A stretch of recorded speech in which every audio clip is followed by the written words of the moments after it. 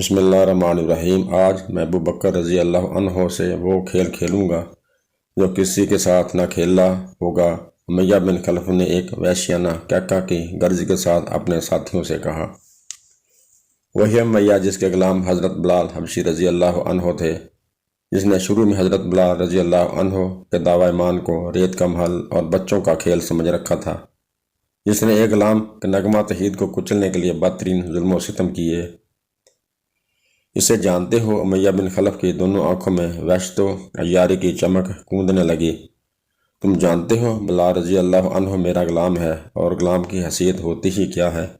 پھر جب عہد کی رٹ لگانا شروع کر دے تو میرے لیے تو سیاہ گوشت کا نفرت انگیز ڈھیر بن کر رہ جاتا ہے۔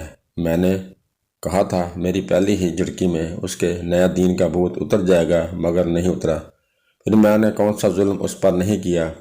آتشی ریت پر تندور میں ڈال کر اس کے دین کا بھوت بسم کر دینا چاہا، پھر اس کے سینے پر بھاری پتھر رکھ کر دیکھا، مگر وہ اپنے مذہب سے نہ ہٹ سکا۔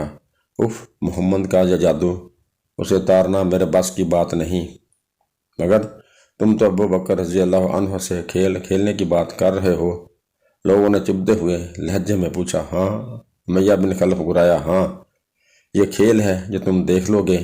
کیا یہ بات دلچسپ نہیں کہ ابو بکر رضی اللہ عنہ اس سیاہ فام سے محبت ہو رہی ہے؟ امیہ بن خلف کا ایک اور وحشتناک کہکہ بلند ہوا۔ وہ کہتا ہے کہ یہ ویسی غلام میرا بھائی ہے، وہ میرے ظلم و ستم سے آزاد کرانے کے لیے ہر قیمت ادا کرنے کو تیار ہے، تو اس میں کھیل کی کیا بات ہے؟ لوگوں نے پھر چھیڑا۔ کھیل؟ امیہ بن خلف غصے سے بولا، سیاہ فام کا مول تول کیا کوئی کھیل نہیں؟ میں دیکھنا چاہتا ہوں حضرت ابو بکر رضی اللہ عنہ بیکار چیز کی کتنی بڑی قیمت چکانے کی ہمت رکھتے ہیں۔ میں اس غلام کی قیمت اتنی بتاؤں گا کہ یہ بھاگ جانے پر مجبور ہو جائیں گے، یا پھر اس بیکار چیز کے بدلے مجھے وہ چمکتی دمکتی چیز ہاتھ آئے گی۔ سونا کیا عجیب کھیل ہے جس میں حضرت ابو بکر رضی اللہ عنہ کی ہار یقینی ہے اور میری جیت۔ لوگوں کھلکھلا کر ہنس پڑے۔ اچھا، تو یہ بات ہے۔ حضرت بلال رضی اللہ عنہ کی سخت جاننے کے بعد اب حضرت ابو بکر رضی اللہ عنہ کی ہمدردی کو آزماؤ گے؟ آہا آہا آہا، امیہ بن خلف کا کہکہ کسی بدروح کی بے ہنگم چیخ و پکار کے انداز میں گرجتا رہا۔ گرم گرم ریت پر حضرت بلال رضی اللہ عنہ کو بونا جا رہا تھا، پتھروں کے اوپر گھسیٹا جا رہا تھا، کوڑے پڑ رہے تھے۔ عہد حضرت بلال رضی اللہ عنہ کی کرا تھی۔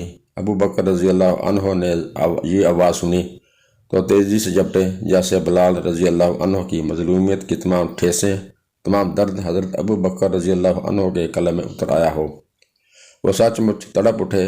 اس غریب کے سلسلے میں تجھے خدا کا ڈر نہیں؟ ابو بکر رضی اللہ عنہ نے بلال رضی اللہ عنہ کی حالت زار کی طرف اشارہ کرتے ہوئے کہا، اس تمام دکھ کی ذمہ داری تم لوگوں پر ہے۔ امیہ نے حضرت ابو بکر رضی اللہ عنہ سے کہا، تم ہی نے اس کو بگاڑا، پھر اسی حالت زار تک پہنچنے پر مجبور کیا ہے۔ بتاؤ، اسے خریدتے ہو؟ بولو۔ ہاں،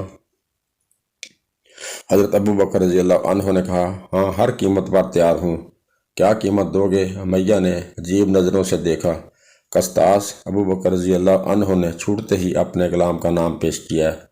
میرے مضبوط و قوی غلام قسطاس کے بدلے، جس کے کفر سے میں بیزار ہوں اور تم حضرت بلال رضی اللہ عنہ کے ایمان سے بیزار ہو۔ مجھے بلال رضی اللہ عنہ سے محبت ہے، تمہیں قسطاس سے محبت ہونی چاہیے۔ ایک غلام سے محبت کرنے کی بات سنتے ہی امیہ بن خلف نے منہ بنایا، کچھ سوچا اور فوراً بولا، منظور ہے، لیکن فوراً ہی کہکہ مارا نہیں۔ وہ ہنستے ہوئے بولا، اس کی آنکھوں میں شیطانیت کوند رہی تھی، قسطاس ہی نہیں، اس کی بیوی بھی دینا ہوگی۔ مجھے منظور ہے۔ حضرت ابو بکر رضی اللہ عنہ نے فوراً کہا۔ اس نے کہکہ مارتے ہوئے ساری گفتگو پر پانی پھیرتے ہوئے کہا، قسطاس اور اس کی بیوی کے ساتھ ساتھ اس کی بیٹی بھی لوں گا۔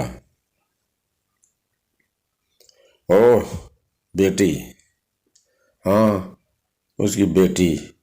حضرت ابو بکر رضی اللہ عنہ نے ایک لمحے کو سوچا اور پھر کہا، چلو دی۔ لیکن اس بار بھی امیہ بن خلف کا ہولناک کہکہ بلند ہوا۔ میں خدا کی قسم کستاس اس کی بیوی اس کی بیٹی کے ساتھ 200 دینار بھی لوں گا۔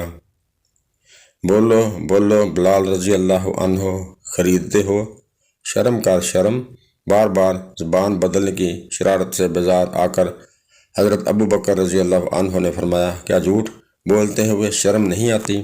لات و عزا کی قسم، امیہ نے سجیدہ ہوتے ہوئے کہا، آخری قیمت پھر بات طے شدہ سمجھو۔ چلو کافر، مجھے یہ بھی منظور ہے۔ مسلمان بھائی حضرت بلال رضی اللہ عنہ کی غم خواری سے سرسار حضرت ابو بکر رضی اللہ عنہ نے اپنا سینہ تان کر کہا، سودا ختم۔ ایک عظیم آزمائش میں دونوں مومن کھڑے اترے۔ حضرت بلال رضی اللہ عنہ کی جان اور حضرت ابو بکر رضی اللہ عنہ کے مال پر سے طوفانی آزمائش پوری طرح سے گزری اور دونوں فاتحانہ نکلے، فقط اس لیے کہ اللہ دونوں کو ان کے مال و جان سے پیار تھا۔ جاتے جاتے آپ سے درخواست ہے کہ ہماری اس ویڈیو کو سبسکرائب لازمی کر دیں۔